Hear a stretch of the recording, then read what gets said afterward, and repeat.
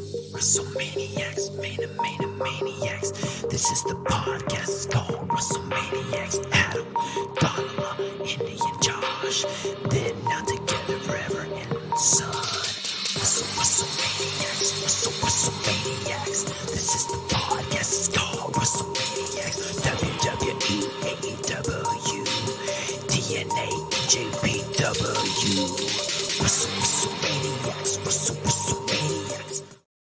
Hey, WrestleManiacs. Yes, again, I am back. Josh here. And again, I know it's been a little bit since I've been gone. We've had some power outages here at the house in Texas. I don't know if you know, we've had a heck of a bunch of weather and definitely some technical difficulties here on my end with internet and other things. But I am back, ladies and gentlemen. And again, we are here tonight to review WWE Smackdown. Yes, that's right. We're going to be reviewing what happened with Solo Sikoa and the New Bloodline. I like to call them the New Blood because it almost just seems like that way. Not as bad as WCW, of course, but I don't know. Just I'm not digging the New Bloodline as of yet.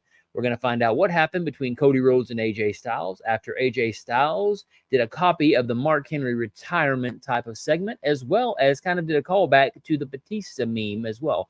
But we're going to talk about that and a whole bunch more on SmackDown tonight. So again, let's get started with this review of WWE Smackdown tonight. We opened up, of course, with the results from last week and showing what happened last week with AJ Styles, basically feigning retirement and calling Cody Rhodes out, only to basically raise his hand and tell him he's going to give him the keys to the house that AJ Styles built, just as quickly to rip them away right back from him and essentially clothesline him, give him a Styles Clash off of the steel steps, and we have Cody waiting in the backstage, waiting for AJ Styles' arrival.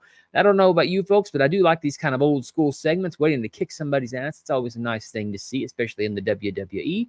But from here, we actually get a new bloodline, in-ring promo. This is going to be the anointing, which again, I don't necessarily love the term, the anointing of Tonga Loa as part of the bloodline. Now, again, they come out essentially and they talk about how Tonga Loa is essentially going to be the new member of the bloodline, and we have Tama Tonga is now the right-hand man of the new tribal chief, as they call it. Paul Heyman talks about that Kevin Owens is basically wanting to fight one of the members of the bloodline tonight.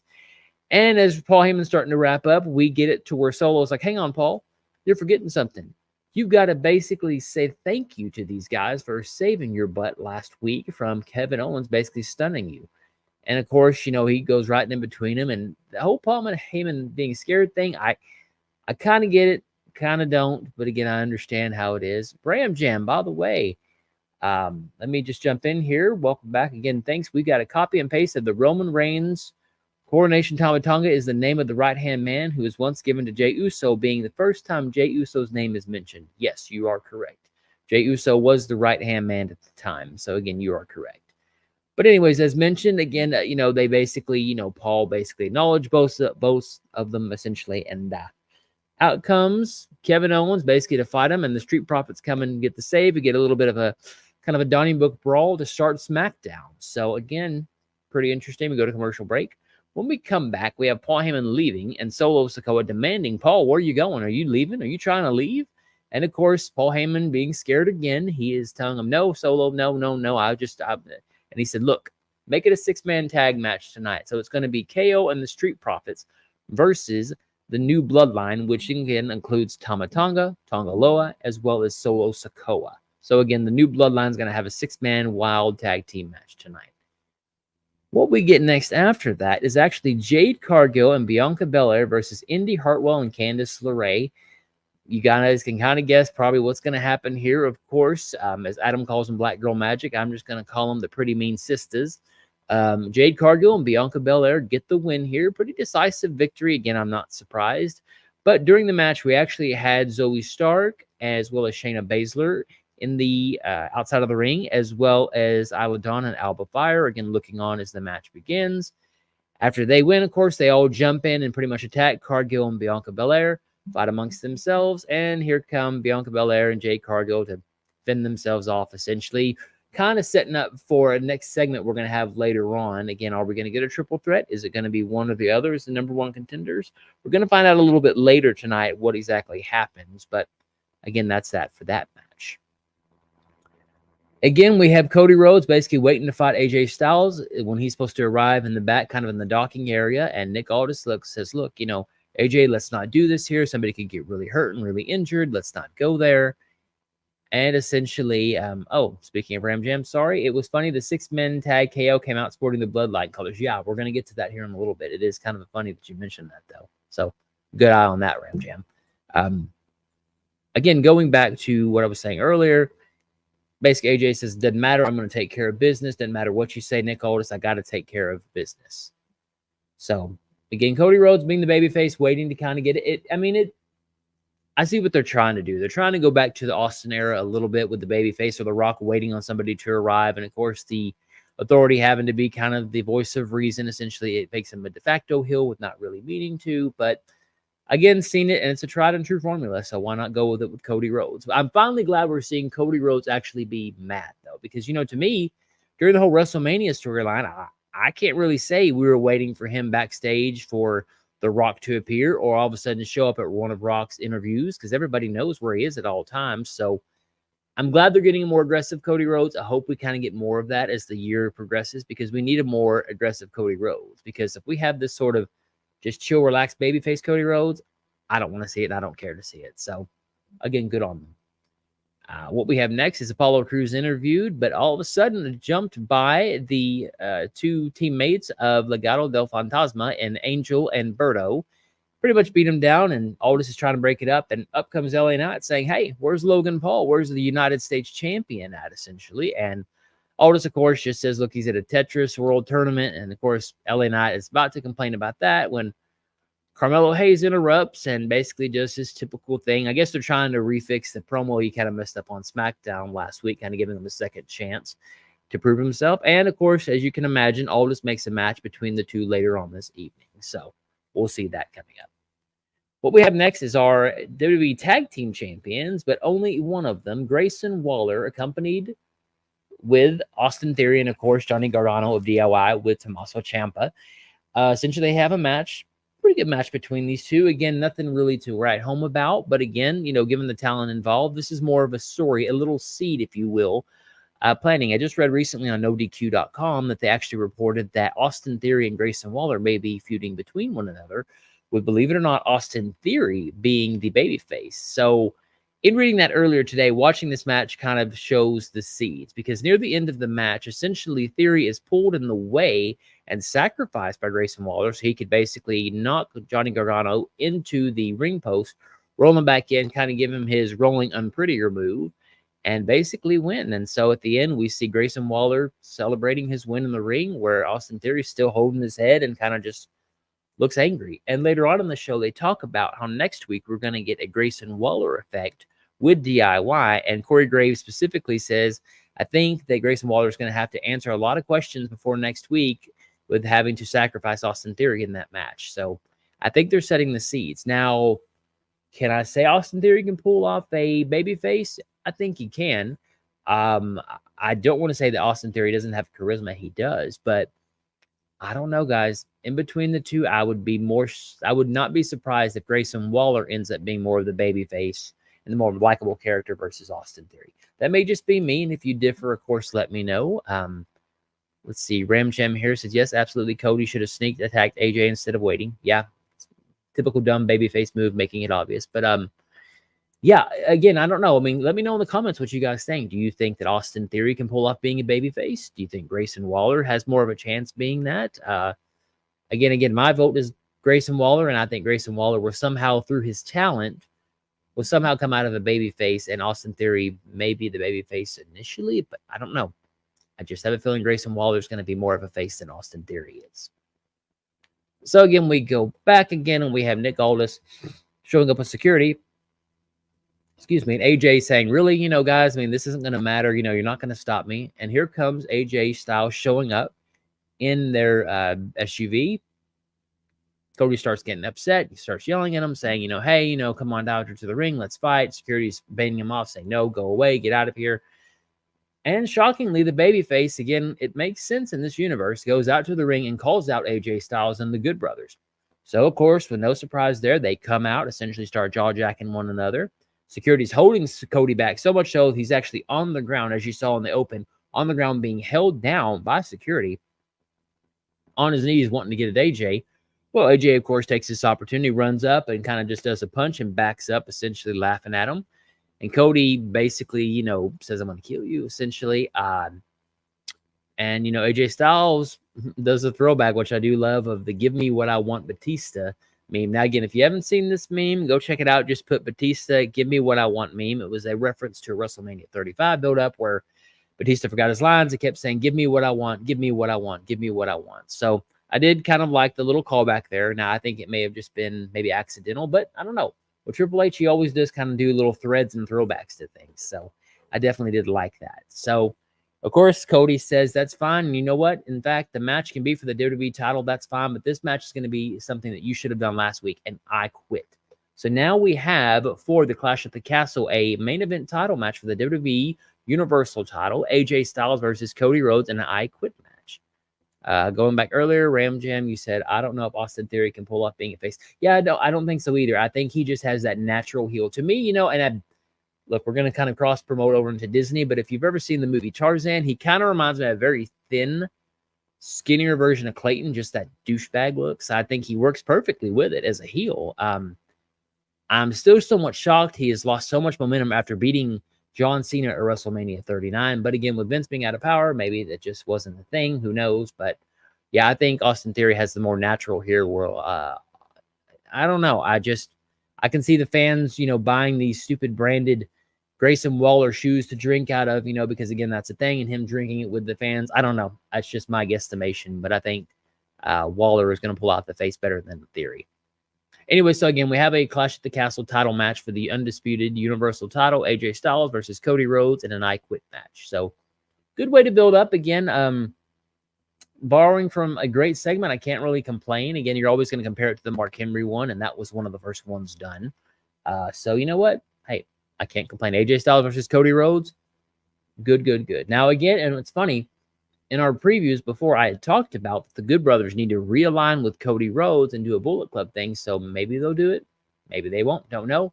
But I do like the inclusion of the Good Brothers. Now we got to see who's going to come to Cody Rhodes' aid as well. So that's going to be interesting.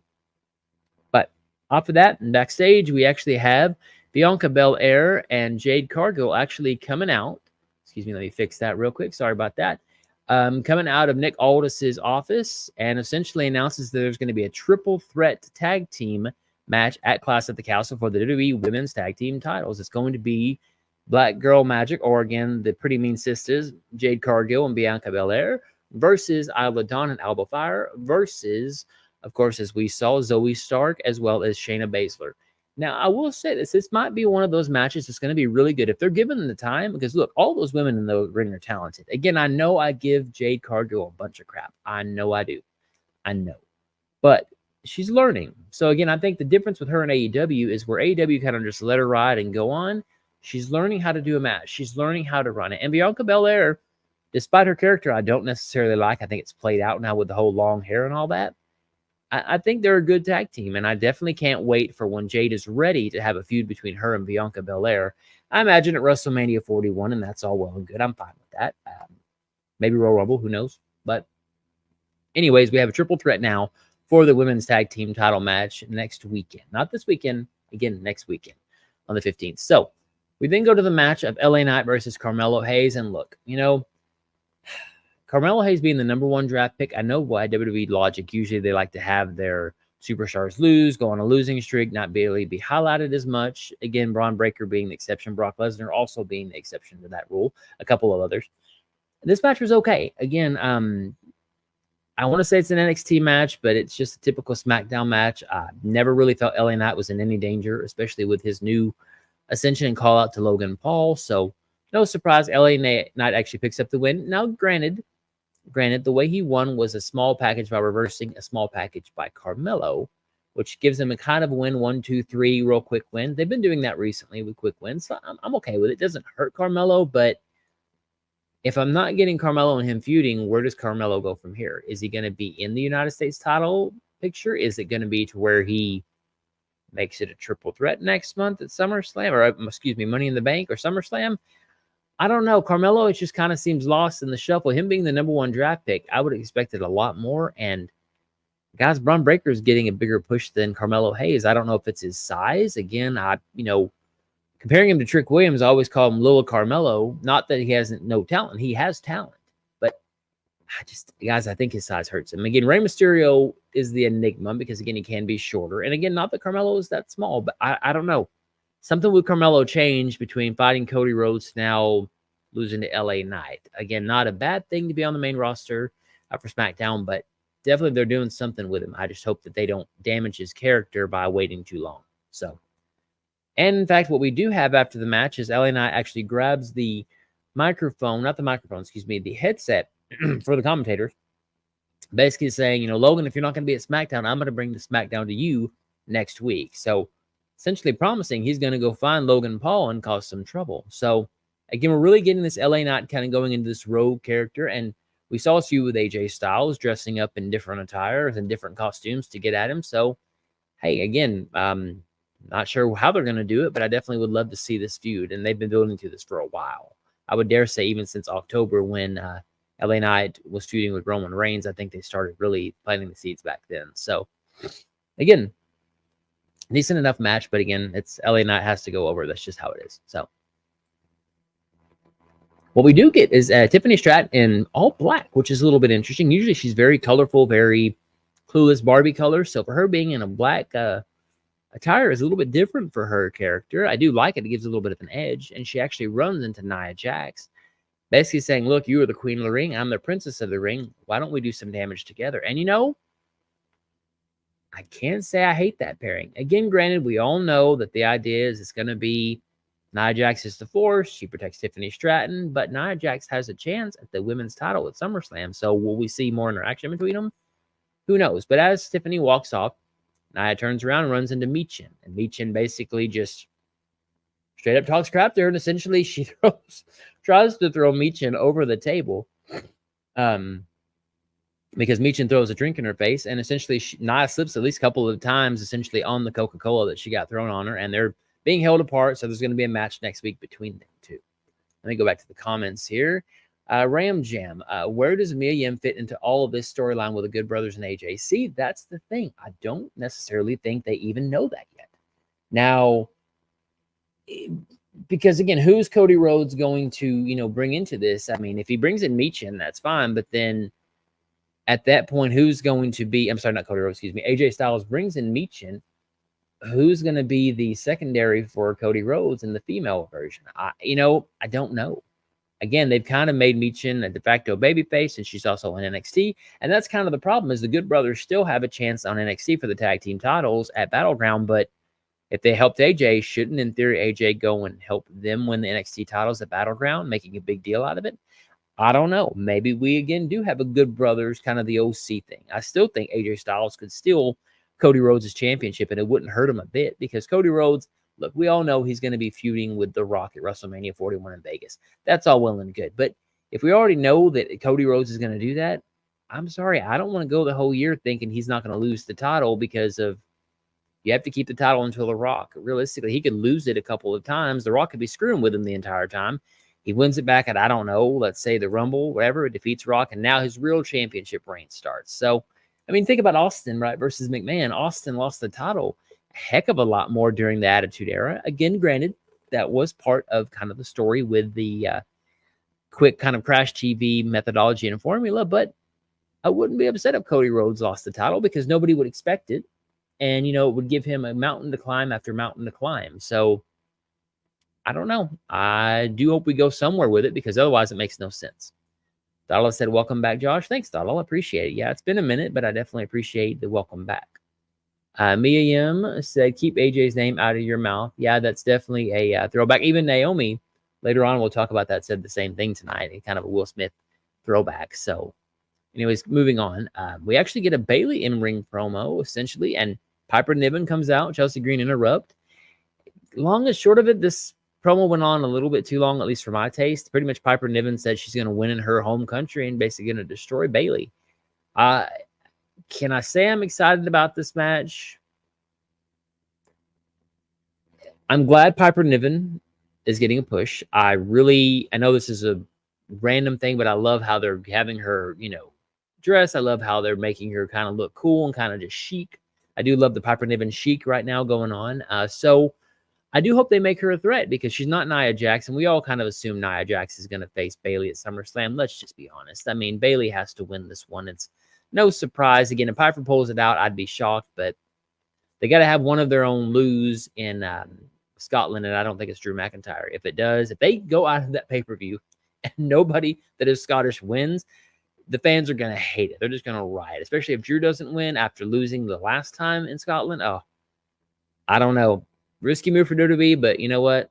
I'm not in their shoes, and they booked themselves on a corner on that one. So we'll talk about that at a later time during the preview for sure. But anyways, again, Piper promises she's going to kill Bayley, and Bayley says, that's not going to happen. We then get a video via satellite, I should say, from Logan Paul, basically saying Knight needs to go back to the mid-card where he belongs.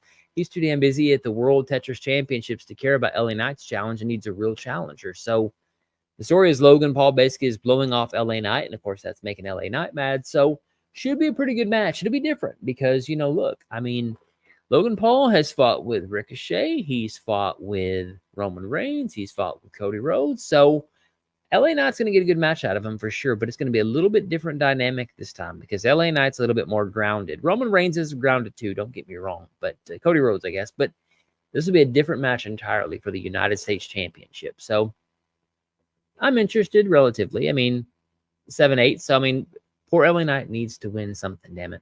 So I'll leave it at that.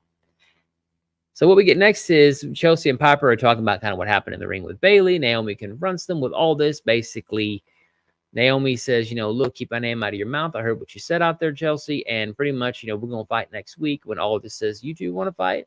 Fight next week. It's been a long day. I've been dealing with the Cody Rhodes thing. You'll have a match next week. So we got Naomi versus Chelsea next week. We got Nia Jax versus Michin next week as well. So pretty good setup for the SmackDown in Glasgow, Scotland before the pay-per-view at Clash of the Castle, or the PLE, the PLE. And then we get to our main event of Kevin Owens and the Street Profits versus the New Bloodline.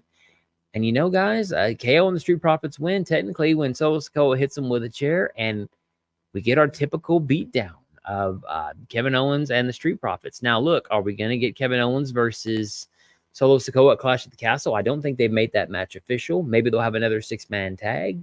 Bobby Lashley presumably is still out, so we haven't seen him in a while. Again, this match is all right. Will we have a Bloodline Rules 6-man tag just to kind of give the fans a hardcore match?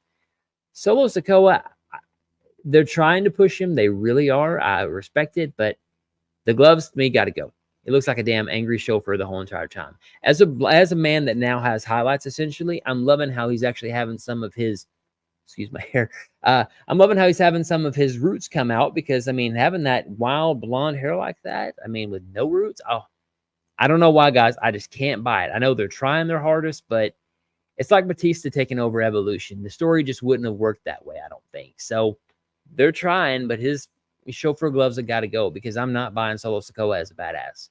Tama Tonga and Tonga Loa, yeah, because they're Haku's kids. And Haku, my God, just saying Haku's lineage essentially says it for me entirely. Now, do I like that Tama Tonga keeps kind of doing that grunting thing? He sounds like Taz whenever he goes, I mean Taz, not the wrestler, but Taz from Looney Tunes, if you know what I'm talking about. So, I don't know. I mean, the New Bloodline can work, but I think they're going New Blood territory. It's not really that great so far. Ram Jam, what you got to say here? I wonder if Bobby Lashley will get involved in this Bloodline story now when he comes back. See, I could be okay with it because the Street Profits of Kevin Owens, fine. It's okay. It's kind of a random alliance because, guys, the Pride with the Final Testament, they are de facto baby faces, I guess, but they were heels initially, so they're kind of lost in the shuffle. Street Profits especially. And, look, I'm kind of tired. The Bloodline wins. The Bloodline ends up having a beatdown. I'm going to say this, and I really want to delve into a series one time. I think I'm working on it right now, so stay tuned for that one. It kind of reminds me when the NWO Black and White kind of split off to the NWO Wolfpack, and we had this faction war, and then it became NWO Elite, where it was everybody together, and NWO 2000. So if you ever follow that, I'm going to have a show one day, probably a 3 or 4 part series, kind of delving into that, how it's a cautionary tale of success and also failure. So Again, I'll let you guys know when that's going to launch, hopefully in the next month or so. Maybe a couple weeks. I don't know. I'll just have to see. But the new Bloodline reminds me of NWO Wolfpack, not in terms of popularity, but just in terms of they're trying something different. They're trying to do an offshoot of something that was successful. I mean, they're wearing the black and red, so it makes me laugh. And again, as Ram Jam mentioned before, Kevin Owens and the Street Profits also wore black and red, so they all were in the same color scheme. And Ram Jam, let's see, the Millionaires Club versus New Blood was bad. Again, we're not having it to where they're dropping blood on the old guys yet. I mean, God, please do not. From the wrestling gods, do not do that because that was terrible. AEW is trying a little bit of that, and I can respect it with Edge because of the Brood, but do not go in that territory. Please, please, please, please stay away from that. And, you know, I don't know. I hope that they prove me wrong. I want to be proven wrong, but we're kind of getting an NWO situation here where it's getting a little crazy, a little too silly. So we'll see what happens. But, you know, that's it for my SmackDown review. Thanks so much for listening to my opinions as well tonight as my review. Definitely happy to be back. Thanks again. And if you guys would do me a favor real quick, and let me show you here real quick what I've got going on. What we have is, if you would follow us on Twitter now, or X, I should say. What you'll see is you can follow us at WrestleM Podcast below, at WrestleManiacs Podcast. I try to do a review every Raw, every SmackDown, and NXT. Again, I've been out for the last couple of days, but going forward from tonight, I'm back, babies. I am back now doing my reviews as well as the Clash of the Castle PLE coming up next weekend as well. That's Father's Day weekend, and I've got my own toddler, but you know what? I'm still going to do the review for you guys. So appreciate the support. Make sure to follow the YouTube channel as well. Subscribe to A+ Hero Report on YouTube. Also, you know what? Give my girl a shout out at Dotala_ on X, as well as her Rangers of Wrestling podcast. And guys and gals, WrestleManiacs, stick here and stay tuned soon because you will see me on Monday Night Raw as well next week. If you got any comments or concerns, let me know. And I can't wait to be back. It's good to feel back, baby. So talk to you guys later. Evening.